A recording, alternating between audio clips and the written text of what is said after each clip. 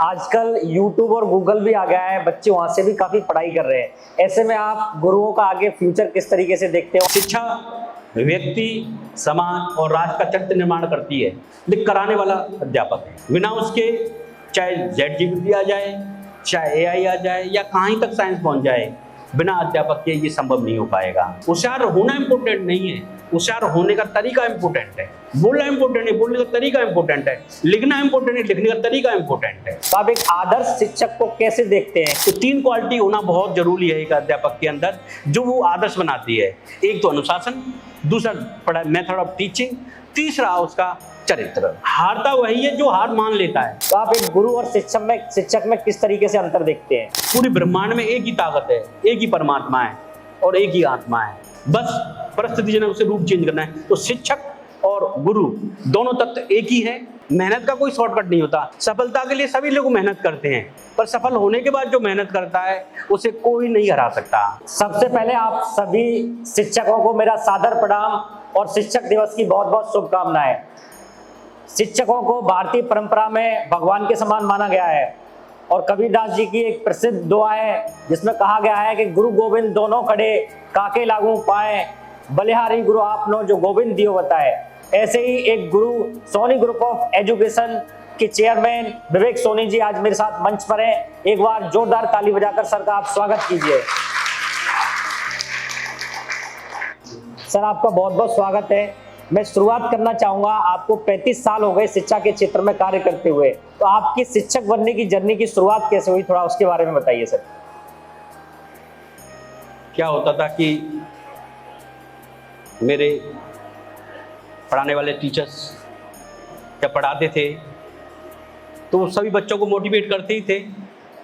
तो एक सर ने कहा कि आने वाले समय में प्यारे बच्चों, हमें तो जगह मिल गई, तो पैर रखने की जगह नहीं मिलेगी। तो उनकी बात मुझे बहुत गहरी लग गई। ना जाने किस बच्चे को कौन सी बात कब लग जाए, इसलिए हमेशा अब अध्यापकों को कुछ ना कुछ कहना चाहिए, मोटिवेट बच्चों को कर देना चाहिए। वो बात मुझे बहुत लगी कि भाई भविष्य कैसे बनेगा।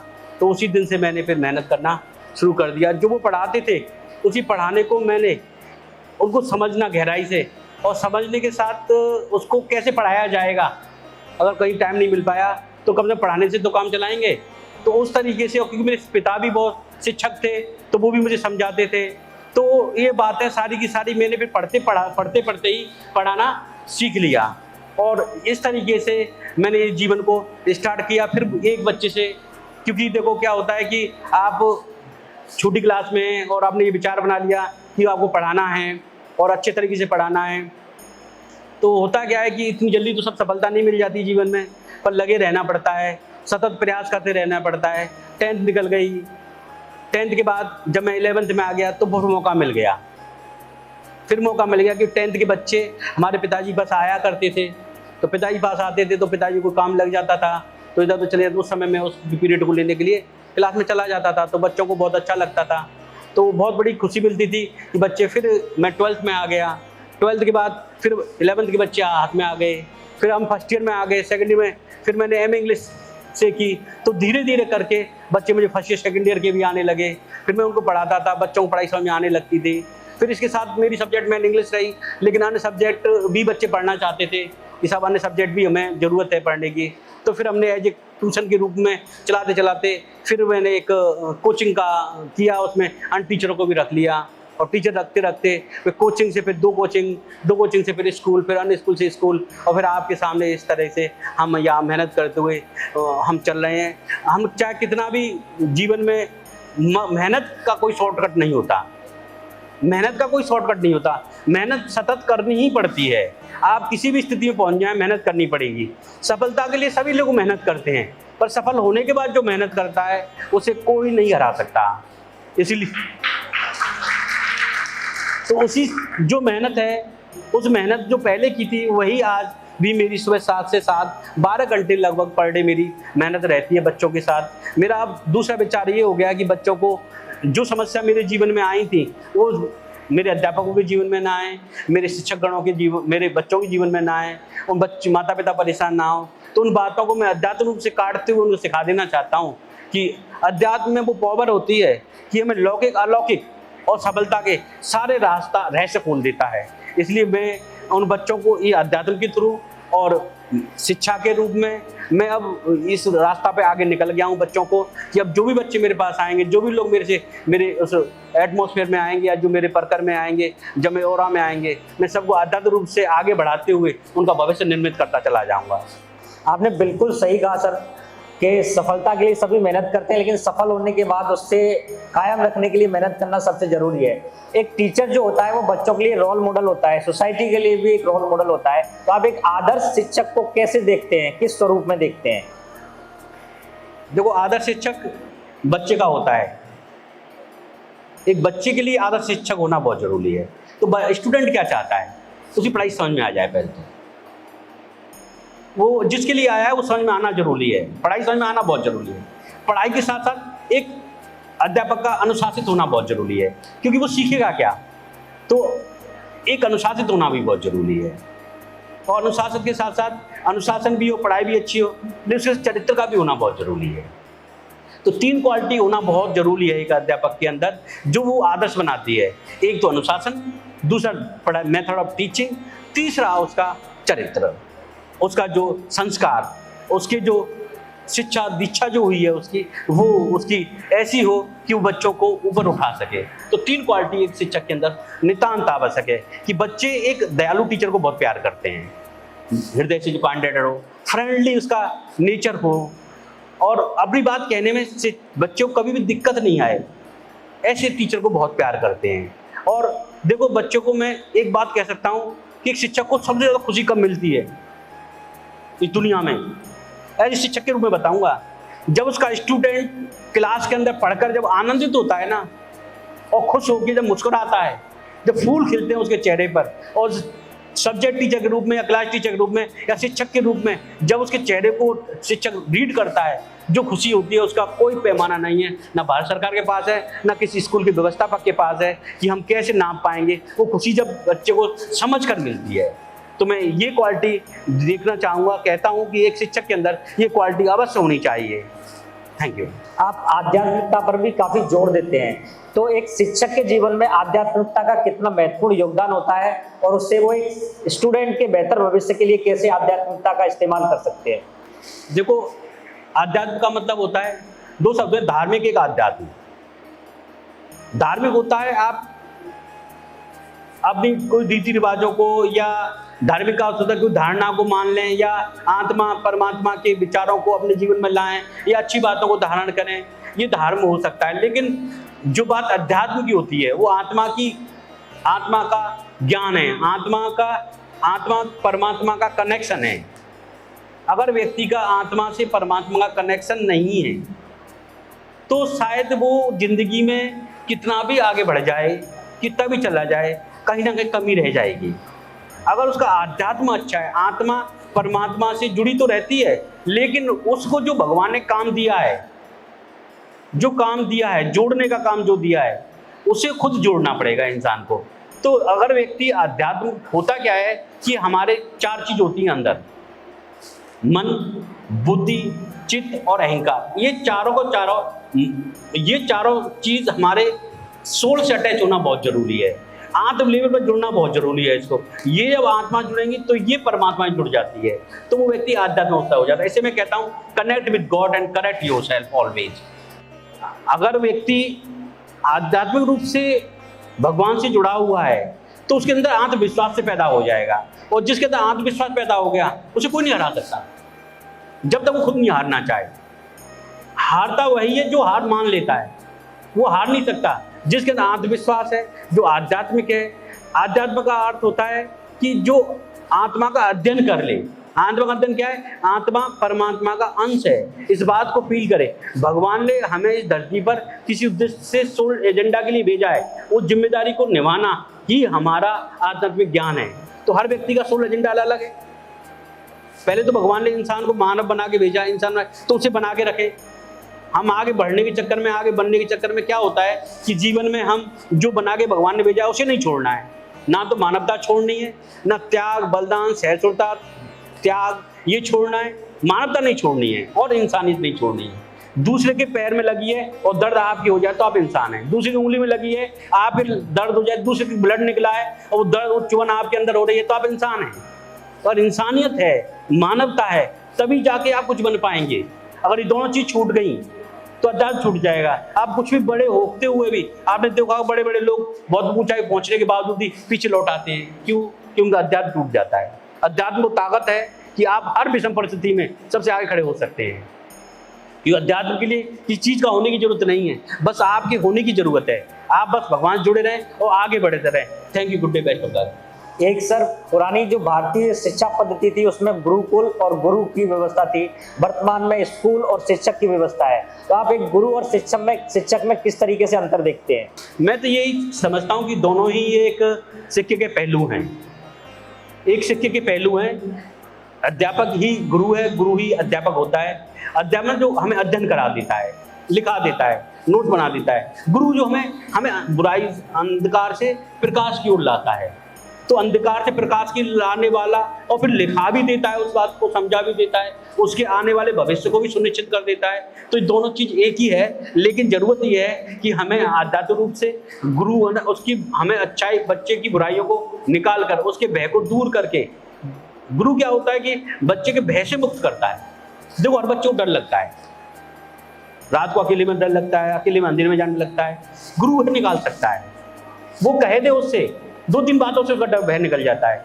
बस इतना कह दो कि बेटा अभी छोटे हो इसलिए डर लग रहा है, तुम बड़े हो जाओगे तो अपने आप कम हो जाता है। सबका कम हो जाता है।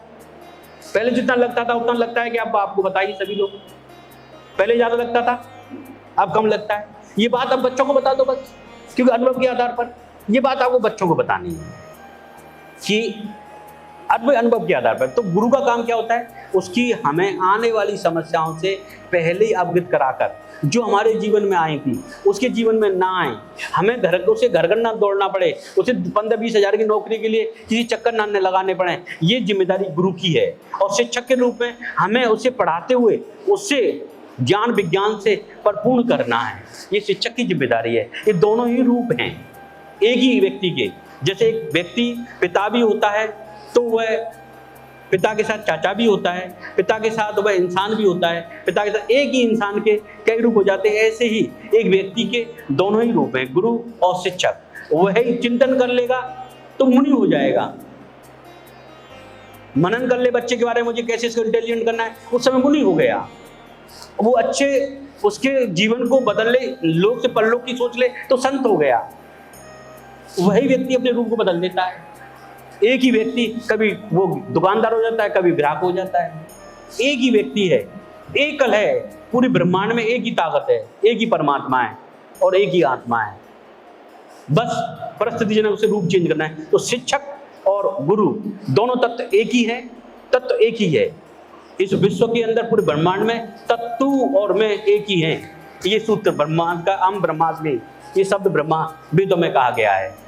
श्री कृष्ण भगवान ने भी कहा है, श्री कृष्ण कहे इंद्रियों में मैं मन हूं, पांडवों में अर्जुन हूं और मुनियों में मैं कपिल हूं, श्री कृष्ण भगवान ने कहा। तो चीज एक ही है, बस अपने अंदर के आत्मविश्वास को, अपने अंदर के सेल्फ को बड़ा करने की जरूरत है। जो अंदर माई सेल्फ है, उस सेल्फ को अटैच विद गॉड, परमात्मा से, हायर सेल्फ से जोड़ना है। अपनी सेल्फ को, जो अंदर की सेल्फ है, जो हमारा सेल्फ है, हमारा सेल्फ जब तक कुछ नहीं हो सकता, हम कभी भी कुछ नहीं हो सकते जिंदगी में, जब तक कि हमारा अंदर का सेल्फ कुछ नहीं होगा। हम स्वयं कुछ नहीं होते तब तक हम किसी वस्तु चीजों से कुछ नहीं हो सकते। वस्तु, घटना और परिस्थितियों से कभी ना तो कुछ नहीं होना चाहिए, ना दुखी होना चाहिए। ये बात हमारे हर शिक्षक को बच्चों को सिखा देनी चाहिए। इसे हम अध्यात्म कहते हैं। एक के देखा जाता था कि पहले गुरुओं को बहुत ज्यादा सम्मान मिलता था, समाज में भी, देश में, हर जगह। आप मानते हैं कि शिक्षकों को भी अब उतना सम्मान मिल रहा है या उसमें कोई कमी देखने को मिली है? देखो, ये तो शिक्षक के ऊपर है। मैं तो आज भी उतना ही प्यार बच्चों से पाता हूँ। मैं दावे के साथ कह सकता हूँ कि मुझे बच्चे बहुत प्यार करते हैं। मैं जब क्लास में जाता हूँ, चेहरे को मुस्कुराते हुए देखता हूँ, और ये तो शिक्षक के ऊपर होता है, वो कैसे कर रहा है। अगर तुम द्रोणाचार्य बनोगे तो एक क्लब आज भी मिल जाएंगे। अगर आप द्रोणाचार्य बनना चाहते हो तो एक क्लब आज भी मिल जाएंगे आपको। तो कहने का अर्थ है कि बच्चे ने अपना रूप नहीं बदला है। मैं तो साथ कहूँगा बच्चे आज भी उतना प्यार करते हैं, बस हमें उनके प्रति एक वफादार, अच्छा, बेस्ट टीचर और उनके प्रति उनके जीवन को बनाने वाला एक गुरु के रूप में, उनके सामने माता पिता के रूप में, एक गार्जियंस के रूप में उनका हमें अपना फेस रखना है, उन्हें जीवन बदलना है। बच्चे आज भी उतना ही सम्मान करते हैं और समाज के लोग भी आज भी उतना सम्मान करते हैं। ये व्यक्ति पर डिपेंड करता है। इसे बात हम सारे टीचरों के साथ एक साथ नहीं जोड़ सकते। सब टीचरों का अपना धर्म, अपना तत्व ज्ञान अलग होता है। जो जैसा करता है वो वैसा बढ़ता है, जैसा बोएगा वैसा काटेगा, एक प्रकृति का नियम है। आजकल YouTube और गूगल भी आ गया है, बच्चे वहां से भी काफी पढ़ाई कर रहे हैं। ऐसे में आप गुरुओं का आगे फ्यूचर किस तरीके से देखते हैं और सम्मान कैसे देखते हैं?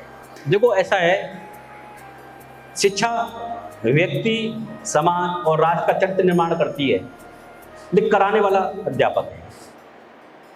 बिना उसके चाहे ZGPT आ जाए, चाहे AI आ जाए या कहीं तक साइंस पहुंच जाए, बिना अध्यापक के ये संभव नहीं हो पाएगा। शिक्षक की तो हमेशा ही जरूरत पड़ेगी, क्योंकि एनर्जी काम करती है। जब बच्चा टीचर के सामने बैठता है तो टीचर की एनर्जी उसके सामने काम करती है, और like energy attract like energy. Teacher के जो परमाणु है उसके अंदर जाते हैं, उसकी एनर्जी उसके अंदर जाती है, उसका वाइब्रेशन उसके अंदर जाता है। तो ये चीज़ें हैं। अगर आज जैसे मैं बात कर रहा हूँ, अगर मेरे सामने जो लोग बैठे हैं उनको अलग समझ में आएगा, और जो मुझे केवल देखेंगे ऑनलाइन पे देखेंगे तो उनकी समझ में कम आएगा। तो ये उसको कभी साइंस कभी उसको नहीं पा सकती, साइंस इसको नहीं पा सकती है। इसलिए हमेशा ही शिक्षकों की जिम्मेदारी बनेगी। लेकिन एक बात जरूरी है कि डेटा नॉलेज और स्क्रिप्ट से काम नहीं चलेगा। अब हमें शिक्षकों को टू वे चलना पड़ेगा। हमें शिक्षकों को बच्चे से संवाद करना पड़ेगा, 1 to 1 संवाद करके रखना पड़ेगा अगर बेस्ट टीचर बनना है। और दूसरी बात, ज्ञान अर्जित करना देना पड़ेगा। केवल बात पढ़ाने से काम नहीं चलेगी, उसके अंदर योग्यता को निखारना पड़ेगा, उसके अंदर ज्ञान देना पड़ेगा, उसे ज्ञान अर्जित करना पड़ेगा। जैसे उदाहरण के लिए, होशियार होना इंपॉर्टेंट नहीं है, होशियार होने का तरीका इंपॉर्टेंट है। बोलना इंपॉर्टेंट है, बोलने का तरीका इंपॉर्टेंट है। लिखना इंपॉर्टेंट है, लिखने का तरीका इंपॉर्टेंट है, क्योंकि आगे चल के स्किल काम आएगी। वो हमारे अध्यापक को अगर ऐसा करेंगे तो डेफिनेटली समाज उनका सम्मान करेगा। और आज मैं दावे के साथ कह सकता हूँ कि विश्व के अंदर जितना सम्मान अध्यापकों का है, क्योंकि समाज इसका एंटी नहीं है, सोशल एंटी नहीं है। और फिर हमारी जिम्मेदारी है। देखो, संत ही संत को बदनाम करते हैं, टीचर ही टीचर को बदनाम करते हैं, वो उससे ऊपर है। इसलिए कि ये जिम्मेदारी अच्छे टीचरों की आती है कि कुछ लोगों ने गलत किया है, कोई बात नहीं, हमें अच्छा चलना है। बाकी टीचर, संतों को भी लोग संत बदनाम करते हैं। आज तो लोग भगवान में भी कमी निकालते हैं। आज मैंने भी एक ब्रॉडकास्ट में बोला था, देखा था, लोगों ने क्वेश्चन किया था कि भगवान के कितने नेगेटिव होंगे। तो बहुत व्यक्ति भगवान में भी कमी निकालते हैं, माता पिता में कमी निकालते हैं, शिक्षा में कमी। जिन्हें कमी देखने की आदत है वो व्यक्ति तो कमी देखेगा। जो अपने वकील दूसरे के जज हैं वो दुनिया और समाज को खोखला करते हैं। मैंने एक बात जानी थी अभी, जो लोग बात करने में एक बार में कई तरह की बात करते हैं, पीरियड ऑफ टाइम टॉकिंग करते हैं, वो उनसे बचना बड़ा कठिन है। और जो पॉइंट ऑफ टॉकिंग करते हैं, पॉइंट पर बात करते हैं, वो सफल हो सकते हैं। तो जो समाज के ऐसे लोग हैं जो अंदर कमियां हैं और कमी देखते हैं, वो तो कमी देखेंगे। वो भगवान को नहीं छोड़ेंगे, अपने माता पिता को भी नहीं छोड़ेंगे, किसी को नहीं छोड़ेंगे। वो तो कमी देखने की आदत है उनमें। तो वो कमी देखने की आदत वाले लोग तो समाज में भी व्याप्त हैं, उनको तो अपना ही सुधार करना है। क्योंकि अगर ऐसा करते रहेंगे, उनके लिए मैं बोल देता हूँ, जितना चाहें उतना गलत सोच लें, कमी सोच, एक दिन उनको भी सुधरना पड़ेगा।